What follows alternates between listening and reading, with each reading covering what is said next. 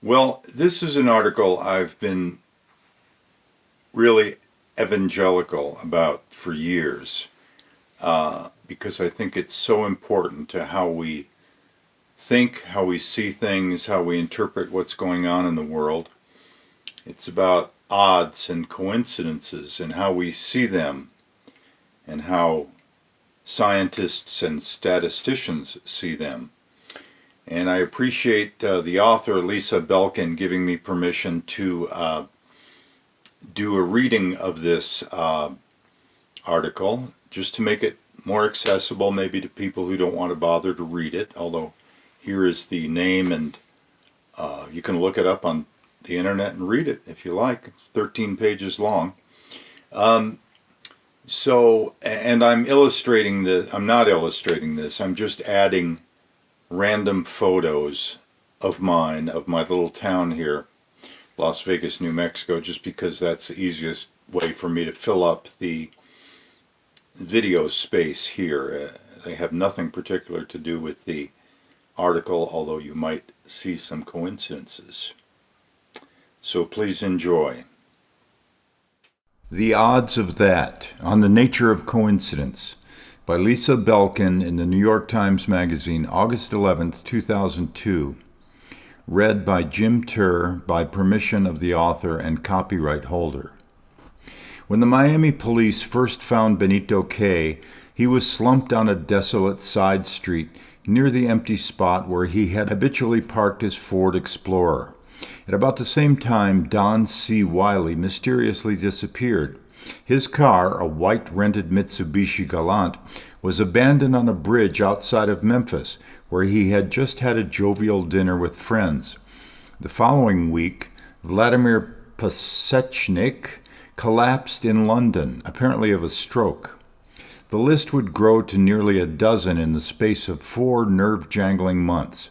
Stabbed in Leesburg, Virginia, suffocated in an airlocked lab in Geelong, Australia, found wedged under a chair, naked from the waist down, in a blood-splattered apartment in Norwich, England, hit by a car while jogging, killed in a private plane crash, shot dead while a pizza delivery man served as a decoy. What joined these men was their proximity to the world of bioterror and germ warfare. Kay, the one who was carjacked, was a researcher at the University of Miami School of Medicine. Wiley, the most famous, knew as much as anyone about how the immune system responds to attacks from viruses like Ebola. Pasechnik was Russian, and before he defected, he helped the Soviets transform cruise missiles into biological weapons. The chain of deaths, these 3 men and 8 others like them, began last fall, back when emergency teams in moon suits were scouring the capital, when postal workers were dying, when news agencies were on high alert and the entire nation was afraid to open its mail. In more ordinary times, the cluster of deaths might not have been noticed, but these are not ordinary times. Neighbors report neighbors to the FBI. Passengers are escorted off planes because they make other passengers nervous. Medical journals debate what to publish for fear the articles will be read by evil eyes. Now we are spooked and startled by stories like these, all these scientists dying within months of one another at the precise moment when tiny organisms loom as a gargantuan threat. The stories of these dozen or so deaths started out as a curiosity and were transformed rumor by rumor into the specter of conspiracy as they circulated first on the internet and then in the mainstream media. What are the odds, after all? What are the odds indeed? For this is not about conspiracy, but about coincidence, unexpected connections that are both riveting and rattling. Much religious faith is based on the idea that almost nothing is coincidence. Science is an exercise in eliminating the taint of coincidence. Police work is often a feint and parry between those trying to prove coincidence and those trying to prove complicity. Without coincidence, there would be few movies worth watching. Quote, "Of all the gin joints in all the towns in all the world, she walks into mine." And literary plots would come grinding to a disappointing halt. What if Oedipus had not happened to marry his mother? If Javert had not happened to arrive in town when Valjean was mayor? The true meaning of the word is a surprising concurrence of events perceived as meaningfully related with no apparent causal connection. In other words, pure happenstance. Yet, by merely noticing a coincidence, we elevate it to something that transcends its definition as pure chance. We are discomforted by the idea of a random universe. Like Mel Gibson's character Graham Hess in M. Night Shyamalan's new movie Signs, we want to feel that our lives are governed by a grand plan. The need is especially strong in an age when paranoia runs rampant. Coincidence feels like a loss of control, perhaps, says John Allen Paulos, a professor of mathematics at Temple University and the author of Innumeracy, the improbable bestseller about how Americans don't understand numbers. Finding a reason or a pattern where none actually exist, quote, makes it less frightening, he says, because events get placed in the realm of the logical. Believing in fate or even conspiracy can sometimes be more comforting than facing the fact that sometimes things just happen. In the past year, there has been plenty of conspiracy, of course, but also a lot of things have just happened. And while our leaders are out there warning us to be vigilant, the statisticians are out there warning that patterns are not always what they seem. We need to be reminded, Paulos and others say, that most of the time patterns that seem stunning to us aren't even there. For instance, although the numbers 9/11, 9 plus 1 plus 1, equal 11, and American Airlines Flight 11 was the first to hit the Twin Towers, and there were 92 people on board, 9 plus 2, and September 11th is the 254th day of the year, 2 plus 5 plus 4, and there are 11 letters each in Afghanistan, New York City, and the Pentagon, and while we're counting, in George W. Bush, and the World Trade Towers themselves took the form of the number 11, this seemingly numerical message is not actually a pattern that exists, but merely a pattern we have found. After all, the second flight to hit the towers was United Airlines Flight 175, and the one that hit the Pentagon was American Airlines Flight 77, and the one that crashed in a Pennsylvania field was United Flight 93, and the Pentagon is shaped, well, like a pentagon. The same goes for the way we think of miraculous invention. We need to be told that those lucky last-minute stops for the Egg McMuffin at McDonald's, or to pick up a watch at the repair shop, or to vote in the mayoral primary, stops that saved lives of people who would otherwise have been in the towers when the first plane hit, certainly look like miracles, but could have been predicted by statistics. So, too, can the most breathtaking of happenings, like the sparrow that happened to appear at one memorial service just as a teenage boy at the lectern eulogizing his mom said the word mother. The tiny bird lighted on the boy's head, and he took it in his hand and set it free. Something like that has to be more than coincidence, we protest. What are the odds? The mathematician will answer that even in the most unbelievable situations, the odds are actually very good. The law of large numbers says that with a large enough denominator, in other words, in a big wide world, stuff will happen, even very weird stuff. Quote, the really unusual day would be one where nothing unusual happens, explains Percy Diakonis, a Stanford statistician who has spent his career collecting and studying examples of coincidence. Given that there are 280 million people in the United States, he says, 280 times a day, the 1 in a million shot is going to occur.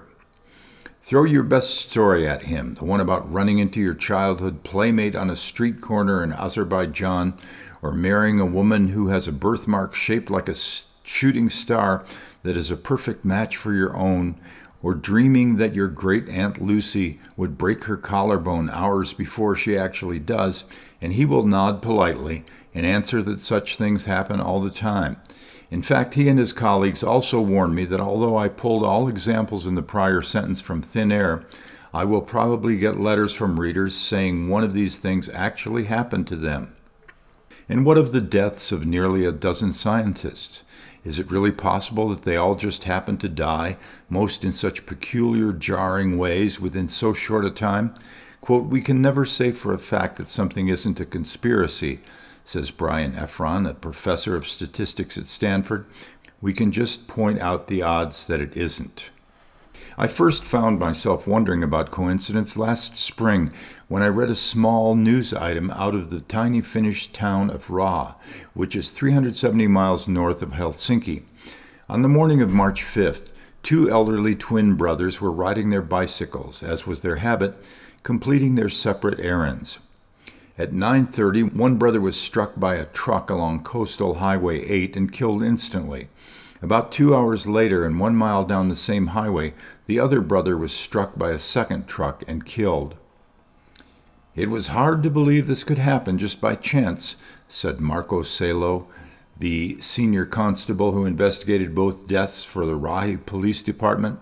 Instead, the department looked for a cause, thinking initially that the second death was really a suicide.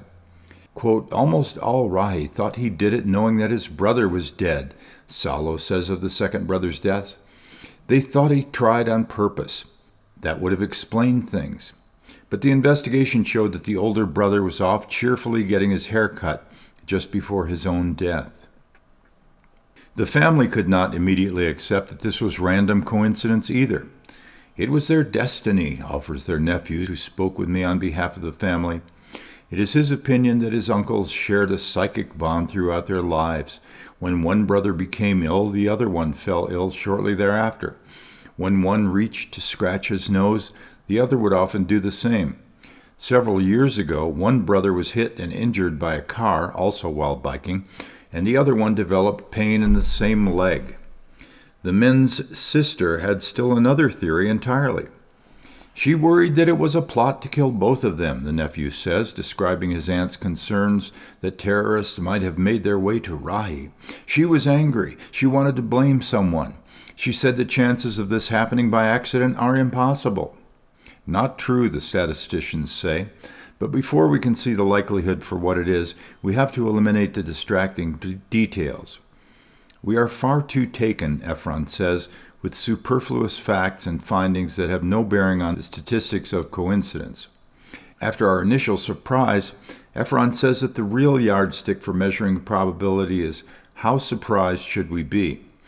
How surprising is it, to use this example, that two 90-year-old men in the same town should die within 2 hours of each other? Certainly not common, but not unimaginable. But the fact that they were brothers would seem to make the odds more astronomical. This, however, is a superfluous fact. What is significant in their case is that two older men were riding bicycles along a busy highway in a snowstorm, which generally increases the probability that they would be hit by trucks. Statisticians like Ephron emphasize that when something striking happens, it only incidentally happens to us. When the numbers are large enough and the distracting details are removed, the chance of anything is fairly high. "Imagine a meadow," he says, "and then imagine placing your finger on a blade of grass. The chance of choosing exactly that blade of grass would be 1 in a million or even higher. But because it is a certainty that you will choose a blade of grass, the odds of one particular one being chosen are no more or less than the one to either side." Robert J. Tibshirani, a statistician at Stanford University who proved that it was probably not coincidence that accident rates increase when people simultaneously drive and talk on a cell phone, leading some states to ban the practice, uses the example of a hand of poker. Quote, "The chance of getting a royal flush is very low," he says, "and if you were to get a royal flush, you would be surprised. But the chance of any hand in poker is low. You just don't notice when you get all the others. You notice when you get a royal flush." When these professors talk, they do so slowly, aware that what they are saying is deeply counterintuitive. No sooner have they finished explaining that the world is huge and that any number of unlikely things are likely to happen than they shift gears and explain that the world is also quite small, which explains an entire other type of coincidence. One relatively simple example of this is the birthday problem. There are as many as 366 days in a year, accounting for leap years, and so you would have to assemble 367 people in a room to absolutely guarantee that 2 of them have the same birthday. But how many people would you need in that room to guarantee a 50% chance of at least one birthday match? Intuitively, you assume that the answer should be a relatively large number, And in fact, most people's first guess is 183, half of 366. But the actual number is 23. In Paulus's book, he explains the math this way.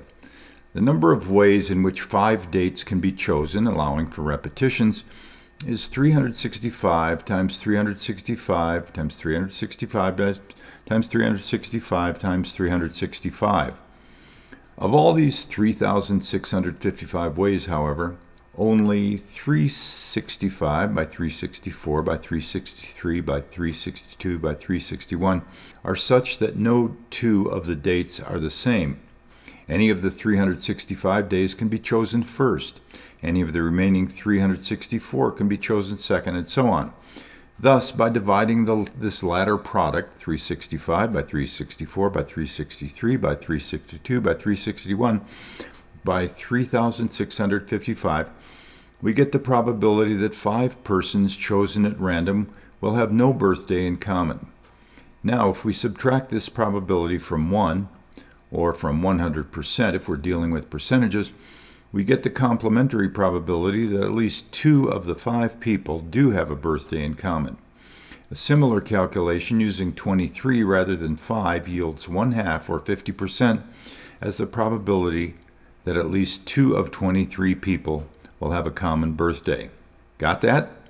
Using similar math, you can calculate that if you want even odds on finding 2 people born within 1 day of each other, you only need 14 people. And if you are looking for birthdays a week apart, the magic number is 7.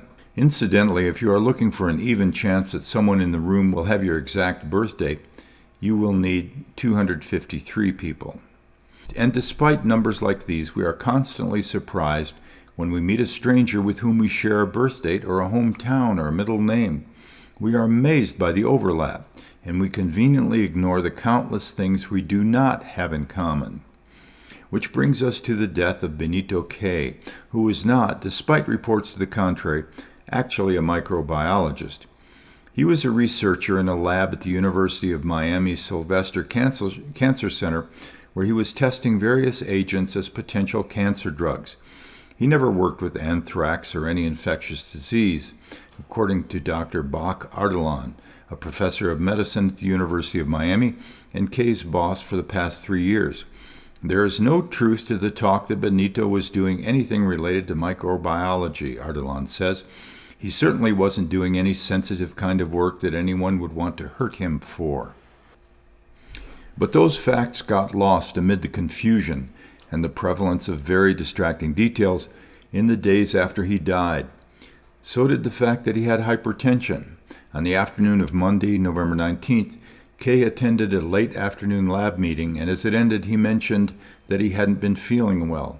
A nurse took Kay's blood pressure, which was 190 over 110. I wanted to admit him to the hospital, Ardalan says, but Kay insisted on going home.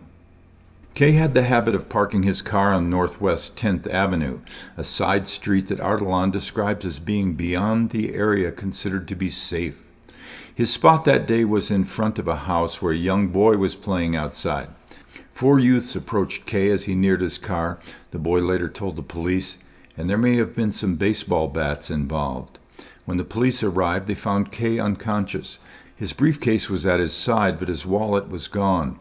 His car was eventually found abandoned several miles from the scene. He was taken to the hospital, the same one at which he worked, where he spent more than a week in a coma before dying without ever regaining consciousness. The mystery, limited to small items in local Florida newspapers at first, was what killed Benito Kay. Could it have been the mugging? A CAT scan showed no signs of bony fracture. In fact, there were no scrapes or bruises or any physical signs of assault. Perhaps he died of a stroke? His brain scan did show a huge intracranial bleed, Ardalan said, which would have explained his earlier headache, and his high blood pressure would have made a stroke likely. In other words, this man just happened to be mugged when he had a stroke waiting to be triggered. That is a jarring coincidence, to be sure, but it is not one that the world was likely to have noticed if Don Wiley had not up and disappeared. Don C. Wiley was a microbiologist. He did some work with anthrax, and a lot of work with HIV, and he was also quite familiar with Ebola, smallpox, herpes, and influenza. At 57, he was the father of 4 children and a professor of biochemistry and biophysics in the Department of Molecular and Cellular Biology at Harvard. On November 15th, 4 days before the attack on Benito Kay, Wiley was in Memphis to visit his father and to attend the annual meeting of the Scientific Advisory Board of St. Jude's Research Hospital, of which he was a member. At midnight, he was seen leaving a banquet at the Peabody Hotel in downtown Memphis. Friends and colleagues say he had a little to drink, but did not appear impaired, and they remember him as being in a fine mood, looking forward to seeing his wife and children, who were about to join him for a short vacation. Wiley's father lives in a Memphis suburb, and that is where Wiley should have been headed after the banquet. Instead, his car was found facing in the opposite direction at the Hernando de Soto Bridge, which spans the Mississippi River at the border of Tennessee and Arkansas. When the police found the car at 4 a.m., it was unlocked. The keys were in the ignition and the gas tank was full. There was a scrape of yellow paint on the driver's side, which appeared to come from a construction sign on the bridge, and a right hubcap was missing on the passenger side, where the wheel rims were also scraped. There was no sign, however, of Don Wiley. The police trawled the muddy Mississippi, but they didn't really expect to find him. Currents run fast at that part of the river, and a body would be quickly swept away. At the start of the search, they thought he might have committed suicides. Others had jumped from the DeSoto Bridge over the years. Detectives searched Wiley's financial records, his family relationships, his scientific research, anything for a hint that the man might have had cause to take his own life. Finding nothing, the investigation turned medical. Wiley, they learned, had a seizure disorder that he had hidden from all but his family and close friends. He had a history of 2 or 3 major episodes a year, his wife told investigators, and the condition was made worse when he was under stress or the influence of alcohol. Had Wiley, who could well have been tired, disoriented by bridge construction and under the influence of a few drinks, had a seizure that sent him over the side of the bridge? That was the theory the police spoke of in public, but they were also considering something else. The week that Wiley disappeared coincided with the peak of anthrax fear throughout the country. Tainted letters appeared the month before at the Senate and the House of Representatives. 2 weeks earlier, a New York City hospital worker died of inhaled anthrax. Memphis was not untouched by the scare. A federal judge and 2 area congressmen each received hoax letters. Could it be mere chance that this particular scientist, who had profound knowledge of these microbes, had disappeared at this time? The circumstances were peculiar, said George Bowles, a spokesman for the Memphis Bureau of the FBI, which was called in to assist. There were questions that had to be asked. Could he have been kidnapped because his scientific abilities would have made him capable of creating anthrax?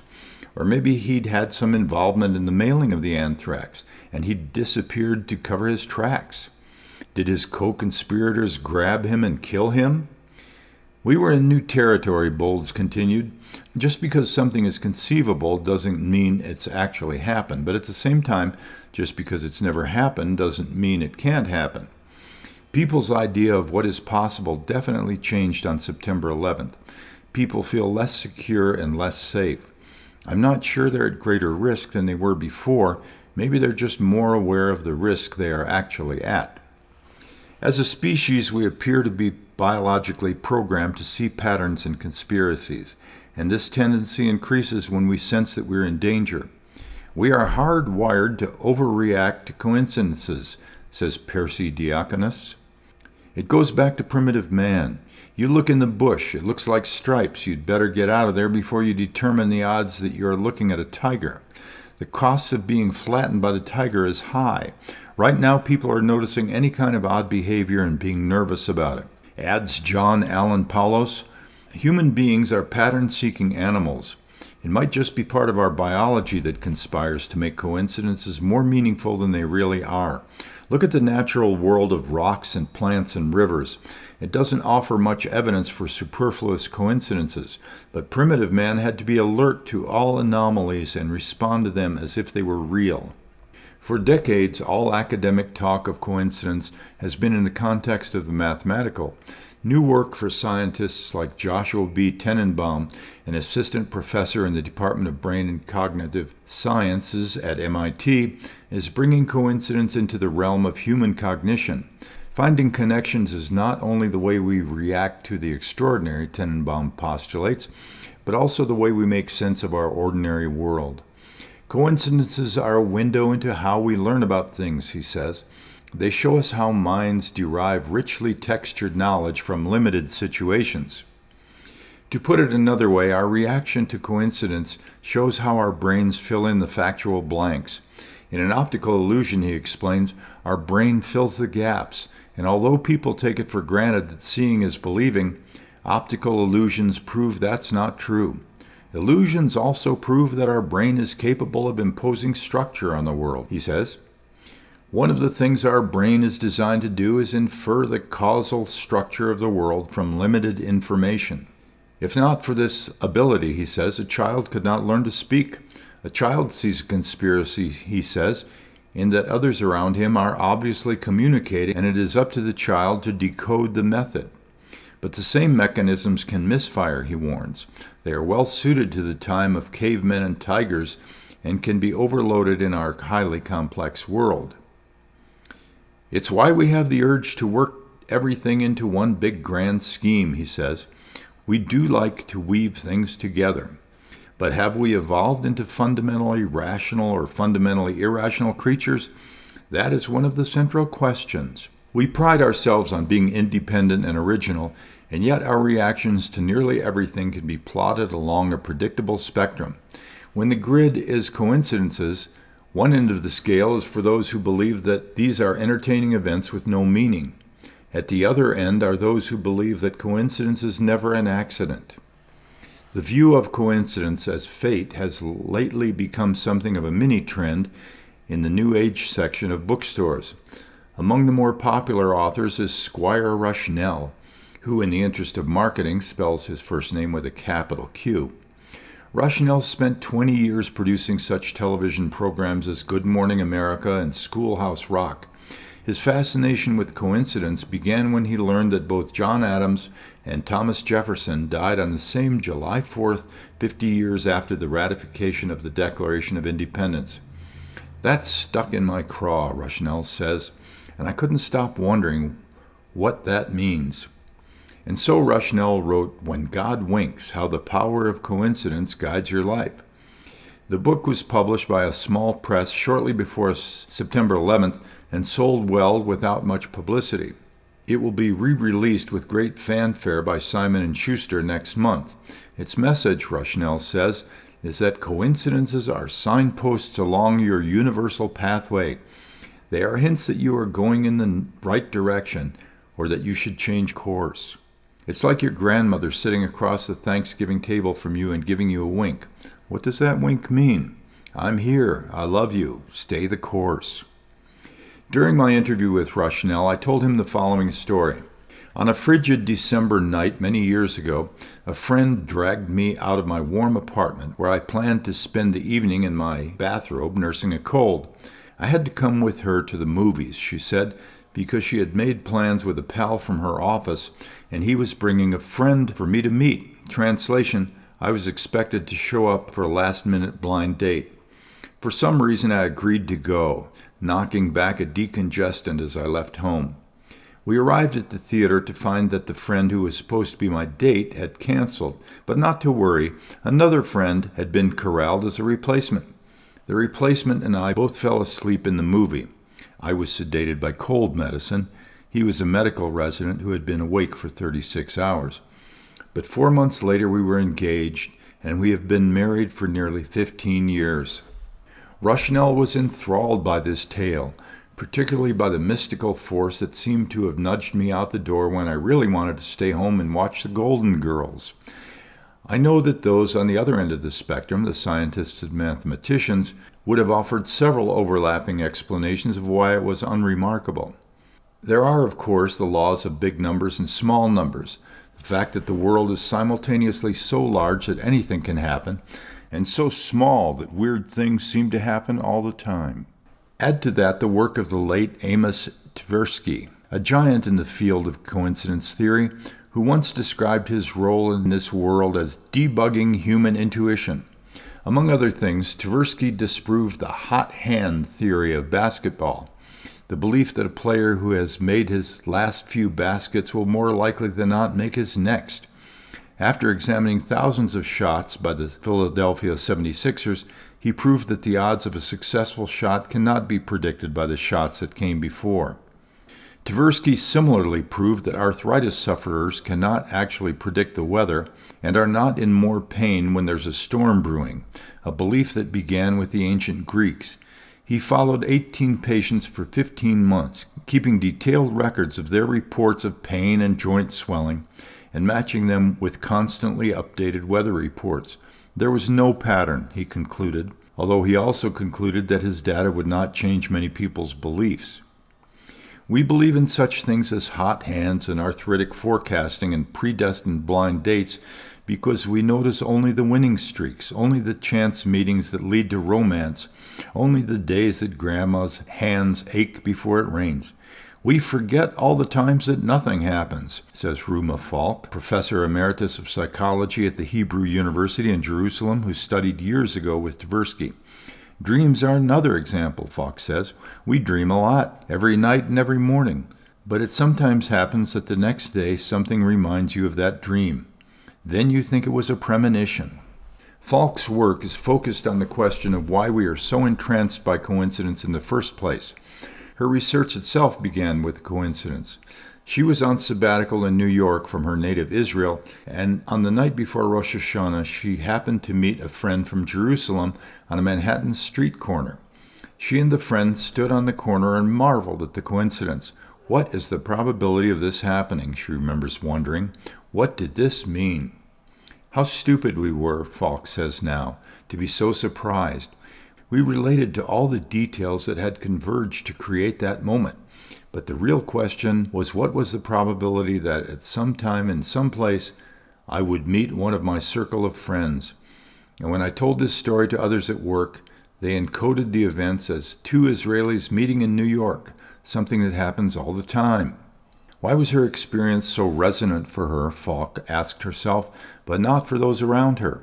One of the many experiments she has conducted since then proceeded as follows. She visited several large university classes with a total of 200 students and asked each student to write his or her birth date on a card. She then quietly sorted the cards and found the handful of birthdays that students had in common. Falk wrote those dates on the blackboard. April 10th, for instance, November 8th, December 16th. She then handed out a second card and asked all the students to use a scale to rate how surprised they were by these coincidences. The cards were numbered so Falk could determine which answers came from respondents who found their own birth date written on the board. Those in that subgroup were consistently more surprised by the coincidence than the rest of the students. It shows the stupid power of personal involvement, Falk says. The more personal the event, the more meaning we give it, which is why I'm quite taken with my story of meeting my husband, because it is a pivotal moment in my life, and why Squire Rushnell is also taken with it, because it fits into the theme of his book, but also why Falk is not impressed at all. She likes her own story of the chance meeting on a corner better than my story, while I think her story is a yawn. The fact that personal attachments add significance to an event is the reason we tend to react so strongly to the coincidences surrounding September 11th. In a deep and lasting way, that tragedy feels as if it happened to us all. Falk's findings also shed light on the countless times that pockets of the general public find themselves at odds with authorities and statisticians.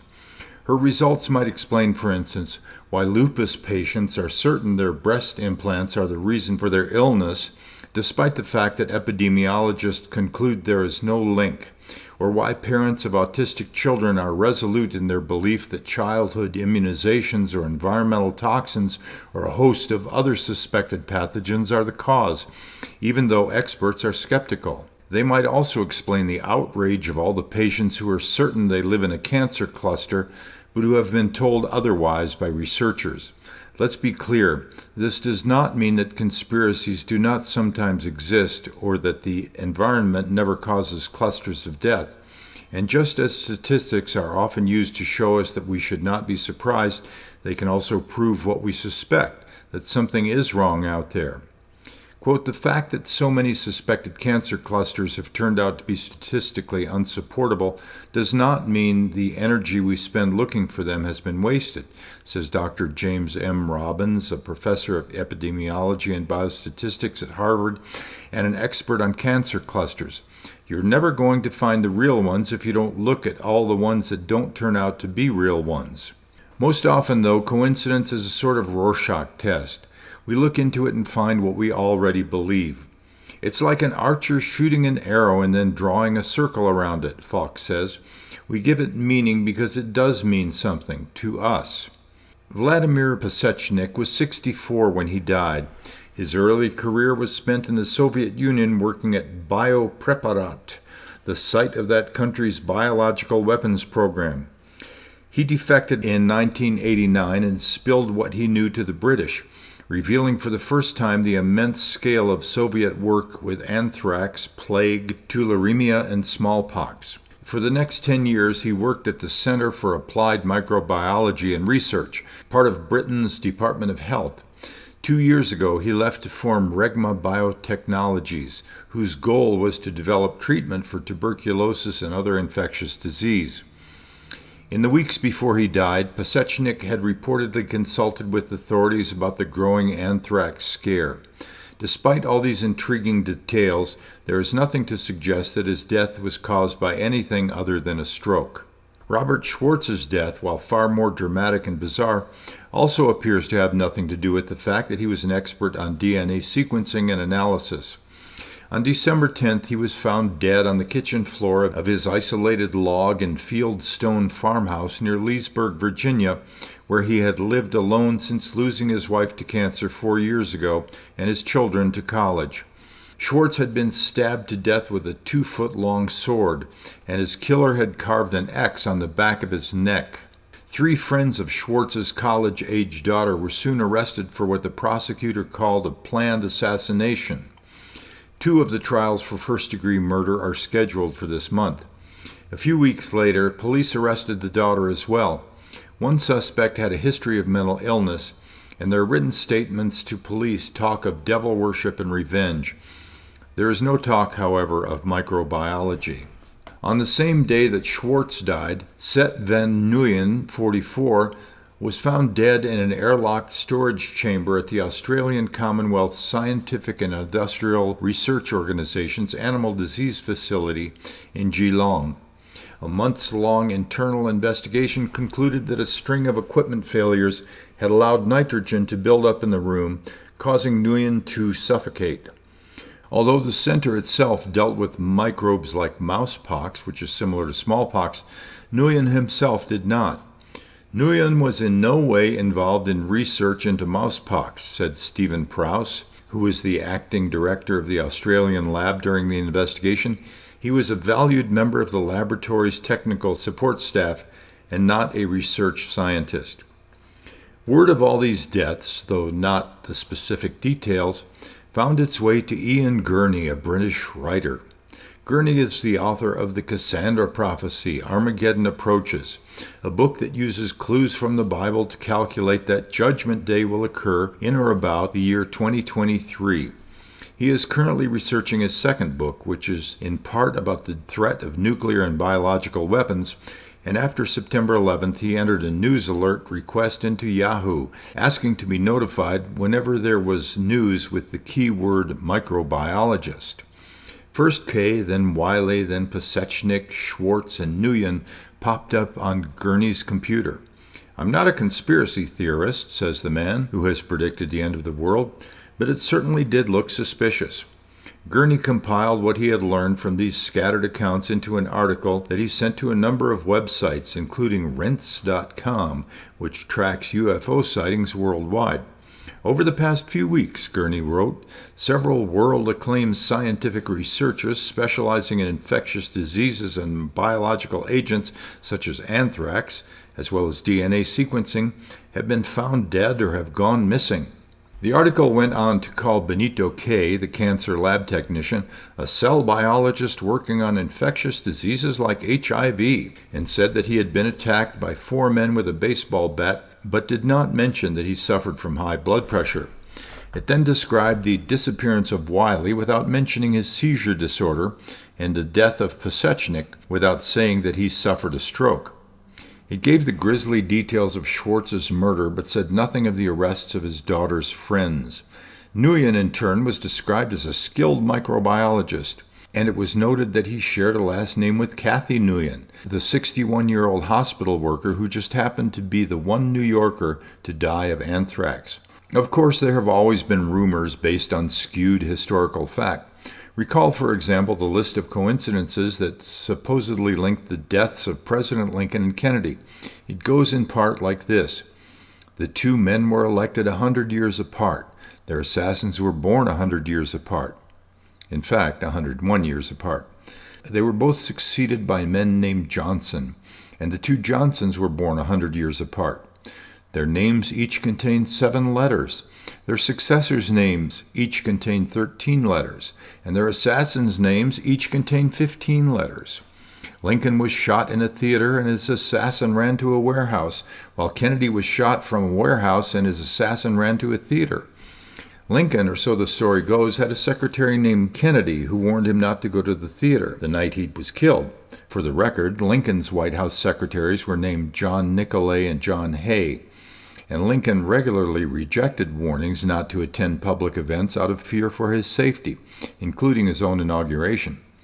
Kennedy, in turn, had a secretary named Lincoln, true, Evelyn Lincoln, who warned him not to go to Dallas. He, too, was regularly warned not to go places, including San Antonio, the day before his trip to Dallas.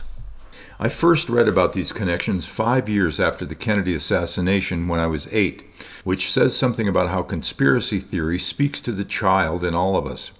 But it also says something about the technology of the time.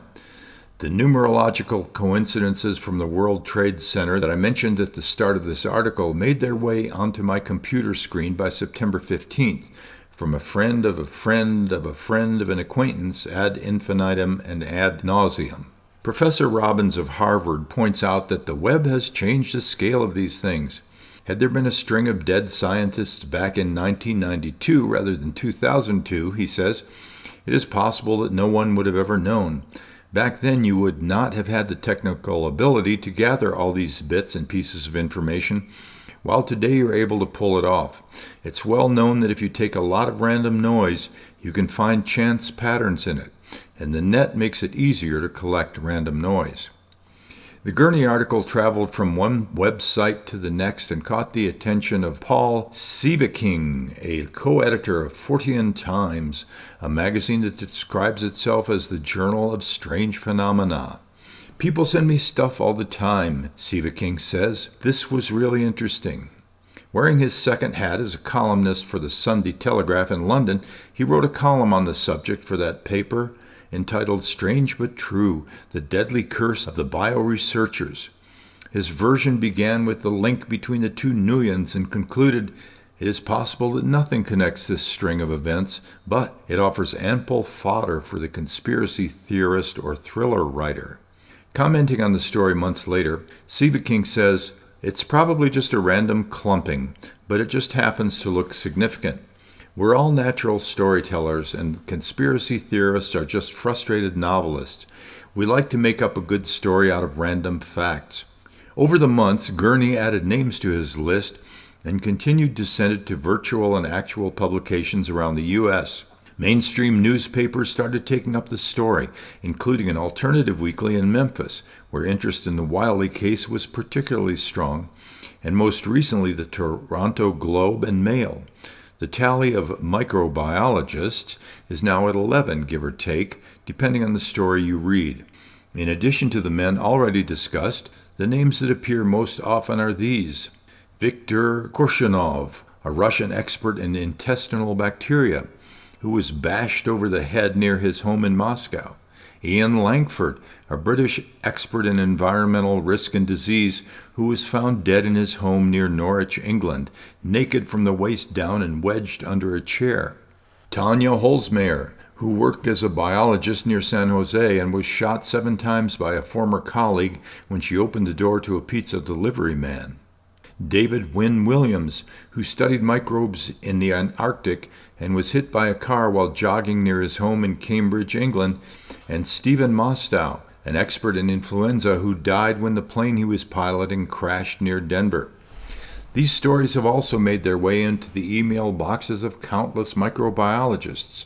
Janet Shoemaker, Director of Public and Scientific Affairs for the American Society for Microbiology, heard the tales and points out that her organization alone has 41,000 members, meaning that the deaths of 11 worldwide, most of whom were not technically microbiologists at all, is not statistically surprising. We're saddened by anyone's death, she says, but this is just a coincidence. In another political climate, I don't think anyone would have noticed. Ken Alibek heard them too and dismissed them. Alibek is one of the country's best-known microbiologists. He was the number 2 man at Biopreparat, where Viktor Pasechnik also worked, before he defected and now works with the U.S. government seeking antidotes for the very weapons he developed.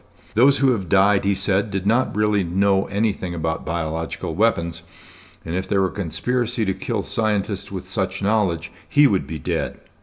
I considered all this a little artificial because a number of them couldn't have been considered BW experts, he says with a hint of disdain.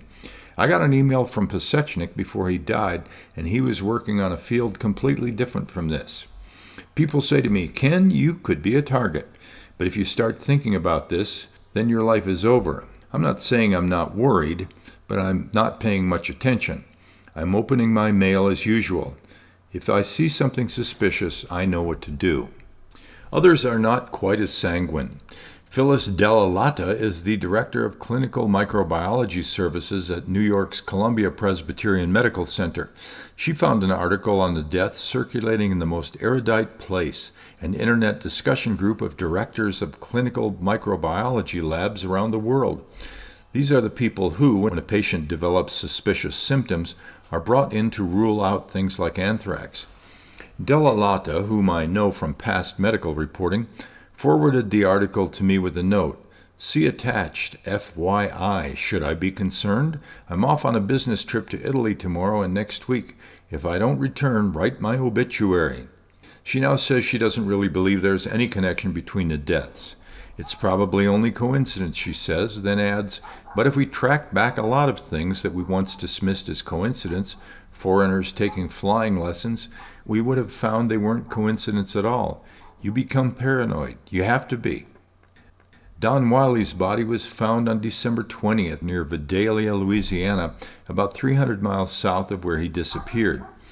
The Memphis medical examiner, O.C. Smith, concluded that yellow paint marks on Wiley's car suggest that he hit a construction sign on the Hernando de Soto Bridge, as does the fact that a hubcap was missing from the right front tire.